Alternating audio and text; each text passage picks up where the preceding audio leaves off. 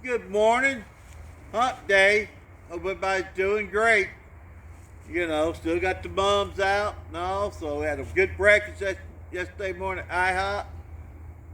Our birthday is classmate of Sarah, Betty Ann Haymore, so happy birthday, Miss Betty Ann. Classmate of mine is Shane Covert. Happy birthday to you, Shane. So don't forget to put November 29th on your calendar. Come get your picture made with Santa. It's a great deal. You get pancakes, you get games. You can bring the whole family, and you don't. It's no appointment. You come, you make a donation, you get to stand, you go see Santa. You ain't got your 5 minutes for your $100. You just make a donation. So everybody have a wonderful day. Hey, Miss Lil, gonna go eat breakfast with a friend. So here's our bell ring.